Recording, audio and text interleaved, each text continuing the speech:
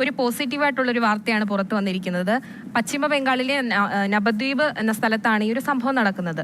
ഈ റെയിൽവേ കോളനിയുടെ ശുചിമുറിയുടെ പരിസരത്ത് ഒരു കുഞ്ഞിനെ പ്രസവിച്ച ഉടൻ തന്നെ ഉപേക്ഷിച്ചു കടന്നു കളയുകയാണ്.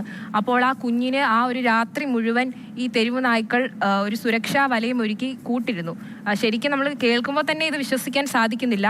പക്ഷെ ശരിക്കും നടന്ന ഒരു കാര്യം തന്നെയാണ്. രാധ എന്നൊരു സ്ത്രീ രാവിലെ ഈ ശുചിമുറി ഉപയോഗിക്കാൻ വേണ്ടി വരുമ്പോഴാണ് ഈ ഒരു കാഴ്ച കാണുന്നത്. ശരിക്കും ഇവർ അമ്പരന്ന് പോകുന്നുണ്ട്. എന്താണ് സംഭവിക്കുന്നത്? കുഞ്ഞ് കരയുന്നുണ്ടായിരുന്നു. അപ്പോൾ കുഞ്ഞിന് പ്രശ്നമൊന്നുമില്ല എന്ന് മനസ്സിലാക്കി അങ്ങനെ ചുറ്റുമുള്ള ആളുകളൊക്കെ അവർ വിളിച്ചു കൂട്ടുന്നു.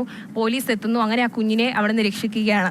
ശരിക്കും ആ ഒരു തെരുവ് നായ്ക്കൾ എന്തുകൊണ്ടാണ് ആ കുഞ്ഞിനെ ഉപദ്രവിക്കാതിരുന്നത് എന്നുള്ള കാര്യത്തിലൊന്നും നമുക്ക് തെരുവ് നായ്ക്കൾ എങ്ങനെയാണ് പ്രതികരിക്കുന്നത് എന്നൊന്നും നമുക്ക് പറയാൻ സാധിക്കുന്നില്ല. പക്ഷേ ഇവിടെ ആ കുഞ്ഞിനെ ഉപേക്ഷിച്ചു കടന്നു കളഞ്ഞവരുടെ ആ ഒരു ക്രൂരത എന്തായാലും ആ നായ്ക്കൾ ആ കുഞ്ഞിനോട് കാണിച്ചില്ല.